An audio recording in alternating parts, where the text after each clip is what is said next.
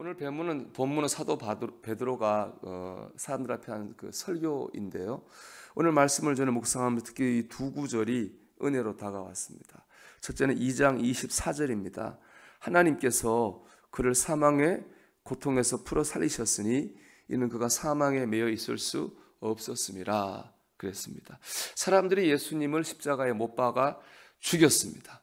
그러나 하나님께서 예수님을 다시 살아나게 하셨습니다. 예수님은 지금 살아계십니다. 우리 가운데에 역사하십니다. 선교 중에서도 가장 어려운 선교는 이슬람 교인들에게 선교하는 선교입니다. 너무 힘들 뿐 아니라 죽음을 각오해야 되는 선교이기도 합니다. 그런데 이슬람 선교하는 분들의 말에 의하면 지난 1400년 동안 이슬람에서 기독교로 돌아온 사람보다 지난 10년간 기독교로 돌아온 사람들이 훨씬 많다고 그래요. 그 돌아온 분들은 대부분 다 근데 특징이 뭐냐? 환상이나 꿈 가운데서 주님을 만나서 돌아온 분들이 많다는 것입니다. 톰 도일 목사님이 쓰신 꿈과 환상이라는 책을 보면 이집트 카이로에서 위험을 무릅쓰고 2년째 복음을 전하는 핫산이라는 전도자에 대한 이야기가 실려 있습니다. 이 하룬 핫산 전도자가 이제 길을 가는데 마스크를 쓰고 총을 든 사람들에 의해 가지고 납치를 당했어요. 끌려갔어요. 끌려가서 봤더니 낡은 버려진 창고였어요. 그냥 끌려갔는데 그 중에 지도자라 보이는 한 사람이 와서 오더니 이렇게 말하더랍니다. 이렇게 당신을 놀라게 해서 여기 데려온 거를 사과합니다. 알고 봤더니 그들은 다 카이로 아즈하르 대학이라는 곳에서 코란을 공부하면서 이슬람 성직자가 되는 과정을 준비하는 사람이었다는 거예요. 우리로 말하면 신학생들이죠. 근데 그들이 놀랍게도 꿈 가운데에서 다 예수님을 만난 거예요. 그래서 주님을 믿게 된 겁니다. 일주일에 3번씩 자기들끼리 비밀리에 모여가지고 서로 기도하고 있었다는 거죠. 그러던 중에 핫산 전도자의 존재를 알게 돼서 그분을 초청해서 말씀을 들으려고 그를 여기에 데려왔다는 겁니다. 꿈에서 주님을 만나서 주님을 믿게 됐어요. 신비한 일이죠. 어떻게 신비한 일이 일어날 수 있었겠습니까? 너무나 분명합니다. 주님께서 살아계시기 때문에 그렇습니다. 베드로의 설교대로 주님이 살아계셔서 지금도 역사하시기 때문입니다. 여러분, 주님 우리 가운데 살아계십니다. 이 모양 저 모양으로 이 방법 저 방법으로 우리 가운데 역사하십니다. 우리가 주님을 믿어야 되겠습니다. 주님 믿는다고 하는 것은 막연하게 믿는 게 아니라 정말 주님이 지금 살아계셔서 내 안에 계시고 나와 동행하고 계시다고 하는 것을 인격적이고 구체적으로 믿는 것입니다. 여러분, 오늘도 인격적으로 구체적으로 살아계신 주님을 믿으십시오. 그럴 때 우리가 이 모양 저 모양으로 신비한 방법으로 역사하시는 우리 주님을 경험하게 될 줄로 믿습니다. 두 번째 은혜 받은 구절은 32절입니다.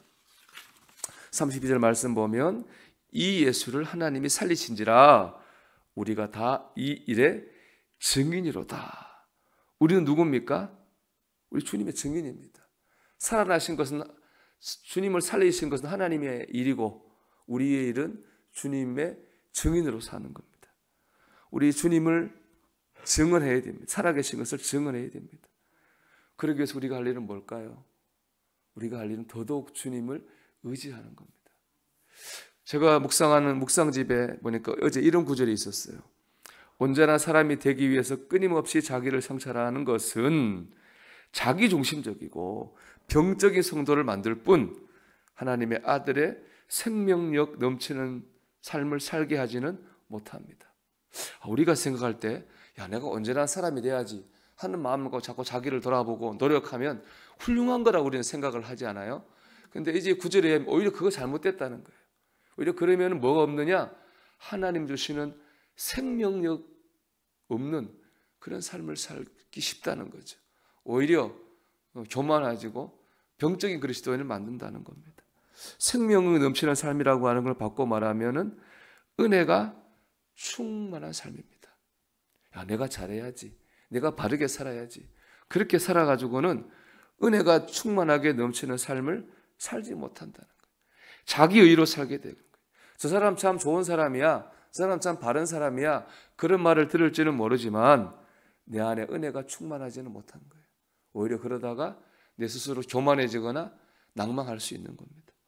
묵상집에 이런 구절이 있었어요. 오직 그리스도 예수 안에서만 온전하다는 깨달음 위해서 기도하십시오. 여러분 그렇습니다. 우리가 바르게 살고 잘 살 수 있는 건 오직 하나입니다. 예수님 안에 있을 때만 가능합니다. 예수님 힘주실 때만 가능합니다. 우리가 바르게 살고 잘 살려는 생각을 내려놔야 됩니다. 오직 한 생각만 해야 됩니다. 예수님을 더욱더 의지해야 되겠다. 나를 구원하시기 위해 내 죄를 지고 죽으신 예수님의 사랑을 더 굳게 붙들어야 됩니다. 그럴 때 우리 안에 주님의 사랑이 부어집니다. 우리가 기쁨이 감사해지고 기쁨이 충만하고 감사가 충만해지는 거예요. 내 노력으로 짜내는 의로움이 아니라 흘러넘치는 의로움으로 살아갈 수 있습니다. 그럴 때 우리는 주님의 증인이 될 수 있어요. 여러분 들으십시오. 우리가 다른 사람한테 너 참 착하다, 잘 믿는다 그런 말 들으려고 사는 사람들이 아닙니다. 우리는 주님의 증인으로 사는 사람. 우리는 오늘도 감사하고 기뻐할 수 있어야 됩니다.